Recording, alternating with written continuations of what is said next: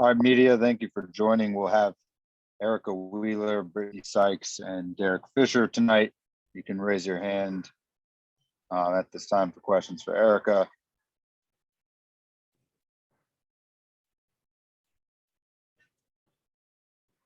I will start with Satter.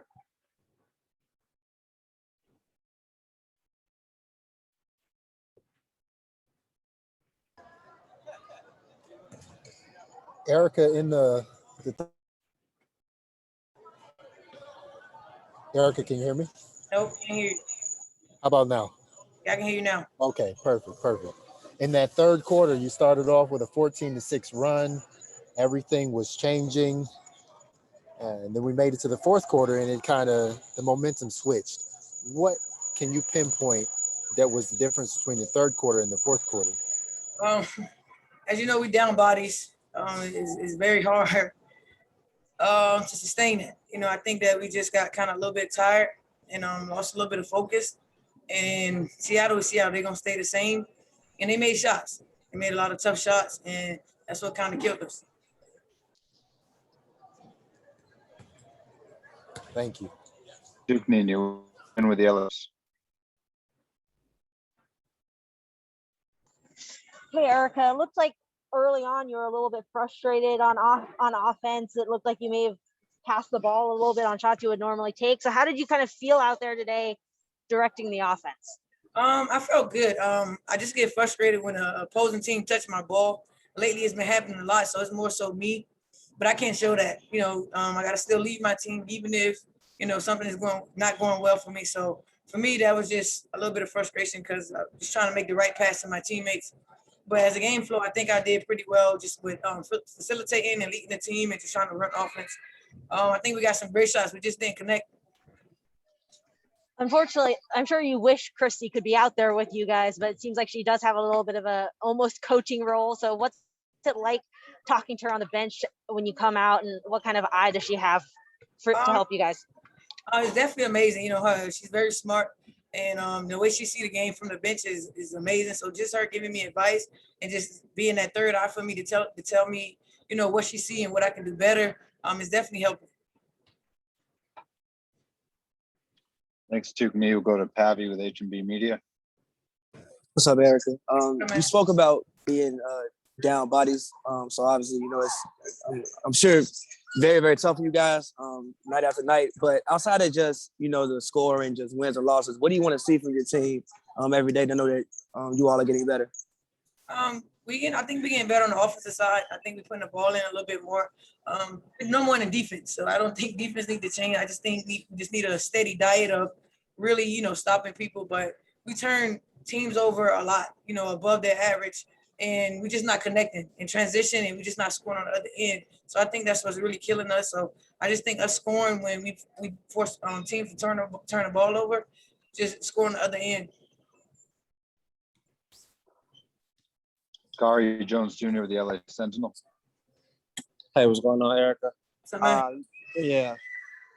I wanted to ask about, you all mentioned bodies like you mentioned.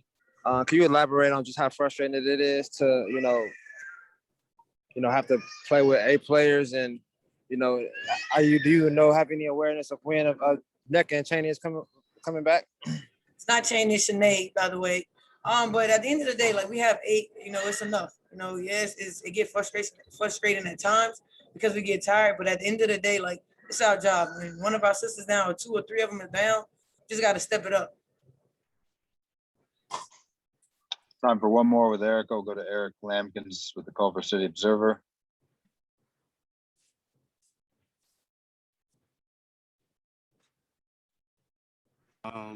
Throughout the game, you guys, it looked as if the offense got stagnant. I was checking today, your offensive rating is last in the league. Do you just attribute that to being down Shanae and NECA, or is it just something that you guys are just really struggling with right now? We just got to work on it day to day. Game after game, we just got to find ways to score. We don't care about ratings. We just trying to win games. So, yeah, we definitely need improvement, but we just need to win games. We don't really care about ratings. Thanks, Erica. All right.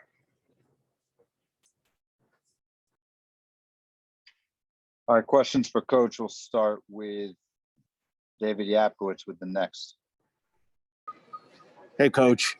With the injuries that you guys have had, you've had other players that, have kind of stepped into roles that perhaps, earlier in their careers, they may not be used to. When you guys go through some of the offensive droughts that you have, how much of that is, execution and converting? And how much do you think maybe, some of these players stepping into different roles kind of plays a factor into that? I mean, it's probably a little bit, of a combination of, of those two things. It's a different experience, as a player when you go from, 14 minutes to 30 minutes to, 9 minutes to 22 minutes, whatever the difference is.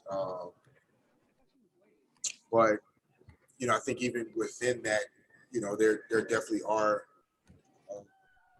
some opportunities that we can convert better on, whether that's around the rim or just understanding, when that right shot opportunity is, that's in rhythm, and that will be, a good shot for that possession. So I think a combination of both, and the things that we can control, which are those convertible opportunities that are there. We, that's what we have to, continue to work at improving on. I'm going to Subban with the LA Daily News. Also, the second half, this game and last game are pretty similar with the spirited comeback and then falling a little bit short. How do you compare those two second halves? Yeah, I mean, some similarities for sure. I think that, it's hard to play from behind, in a 40-minute game if you're spending a majority of the minutes having to expend, the energy that it takes to come from behind in a game at this level. It makes it really difficult to still have, what you need mentally and physically to try to finish the job sometimes. And, especially against really good teams like we've seen. So, it's good that we're showing, the fight and the grit and the ability to compete with anybody, regardless of who we have in our lineup. There's enough to go out and compete and win. But, in the fourth quarters, still figuring out things that we can do, both offensively and defensively to try to close these games out a little bit better. So that at least, it's a possession game down to a last possession or, something where we literally have a chance to win. We're there, but we just still have work to do to get closer to having a chance to win these games. Kari Jones Jr. with the LA Sentinel. What's going on, Coach? I just wanted to know, can you just elaborate on just how important it is to get Shanae and Nneka back tonight?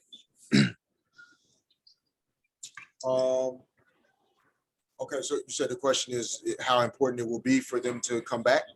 Yes, come back soon, yes. Yeah, no, I mean, we feel good about a lot of things that we've accomplished while they've been out. We've still maintained, a great defensive team, a team that can be active and cause a lot of problems for teams, no matter who we have in the lineup. Getting healthy is key for any team to reach its full potential, and that's something that we just haven't been this year very much. So, we'll get there hopefully sooner than later. We'll take a breath for a couple of days and head up to Seattle. We'll see who's going to be available. But either way, as you've all seen, there's enough to get the job done. We just have to continue to work and fight and believe that that's possible and find a way to close it out. Pavi with H&B Media. What's up, Coach?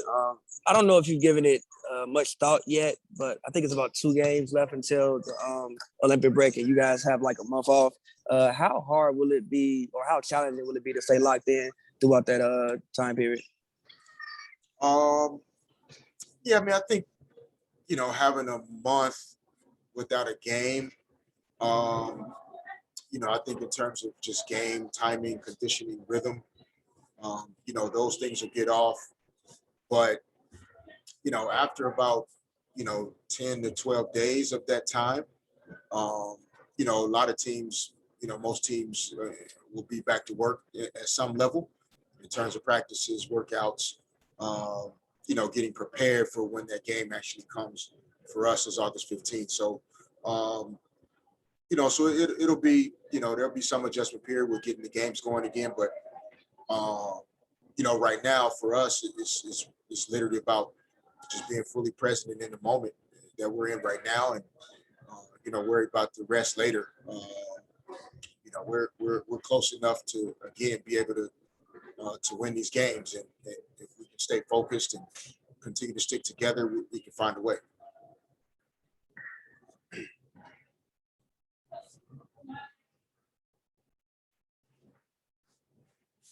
Go to inside.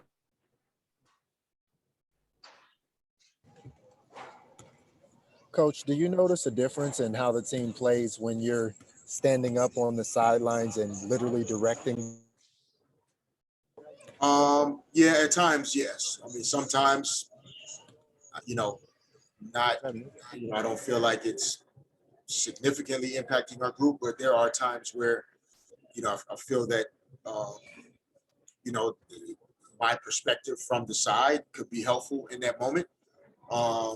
It's not, something that I plan to do consistently. As the season goes on, I really like to, give players the room to trust their instincts, to make plays, to feel the game that they're in. Nobody on the sideline or in the stands can feel what it is that they feel when they're out there. But yeah, there are times where I try to, help or partner with our players and seeing some things. And, I'll try to continue to find what the right balance is that doesn't make our players start to look over to me too often. I really want them concentrating on what's in front of them. Thanks, Coach. Thank you. I unmuted myself. Hey, E. Hey, how's it going? Not much. All right, we'll jump right in. Questions for Brittany Sykes. We'll start with Amna Suban with the LA Daily News. Hey, Brittany. How much does fatigue sort of set in those fourth quarters after trying to come back in the second half? How can you say the beginning again? How what? How much does fatigue set in those fourth quarters? Oh, fatigue. I mean, it's a part of basketball, So as the I mean, it goes without saying that we're down people. So exertion of energy is a little bit different, just because we don't really have those numbers to like exert, and then have like a quick 2 minutes for multiple people. Like we can do it with some, but it gets hard some nights, and then you got foul trouble, and just the flow of the game. But it sets in, but we are more than capable of fighting through it. It's a part of the game. Like when we practice, when we play, like fatigue's gonna set in. It's just what we do when we are in those moments. Took me and you in with the LA Times. Brittany, you mentioned that third quarter. What was going right for you? How did you guys kind of pull it together for that big run? And what can you kind of take from that to move in for future games? I think we're just doing a really good job and a better job of when things are working, we're just going back to it until the team that we're playing that night figures out how to stop it. So kudos to us that our offensive flow is starting to really go together in clumps. Like it's not so spaced apart anymore. We're getting it back to back to back. Might have a little mix up, but we get it back. So we're doing a really good job of doing that. David Yapkowitz with the next. Hey, Brittany. At times you guys play just real suffocating defense, and then sometimes it can be like night and day on the other end, on the offensive end. Tonight you did a good job in particular of getting to the line, putting your head down, attacking the rim. I know I asked you before about getting your offense and defense to kind of sync up a little bit, but do you think that's a start in terms of getting to the rim? I know some games, depending on the defense, those driving lanes aren't always going to be there. But is that a start in doing that? Yeah, for sure. I think it's a big start.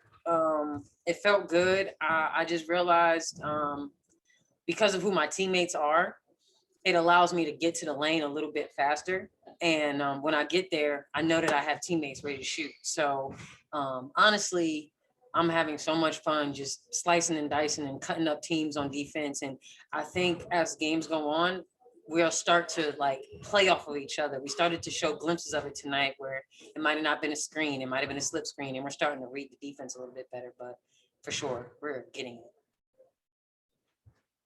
it. Time for two more. We'll go to Brianna Ingram with a 5.360. Hey, Brittany. What's up? Your team was 100% from the line tonight. So what do you attribute that success to? Practice and knowing that our one of our goals is to get to the line, so just to be able to get there and then make them pay with 100%. We gotta keep doing it. We gotta keep making free throws, and we gotta keep pushing other teams' defense to make them guard us. We'll end with John W. Davis, Winsider. Hey, Brittany, how you doing? We don't know. What's up? So when did you find out that Jewel Lloyd wasn't going to play, and how do you think that changed your matchups on defense and offense? Well, Jewel is a tremendous, player, and a key component to Seattle, especially with their offense. I wasn't sad, but I was like, man, I look forward to competing and guarding players like, Jewel Lloyd. So for her not to play, we found out minutes before, not minutes, but like while we're warming up and everything, they said that it was questionable. So once that happened, I was just at that point, I'm just asking who's my defensive assignment now, So I ended up getting Birdie, and it just switched throughout the game. But I'm hoping that she gets better, whether she plays against us, this Wednesday, Thursday, one of them days. All my days blend together. but we're looking forward to seeing her. If she does play, if she not, then we just have to make sure we guard everybody else. They still won the game without her, So we just got to find a way to win the game. Brittany, thanks everyone. Thanks everybody. Thanks E. Have a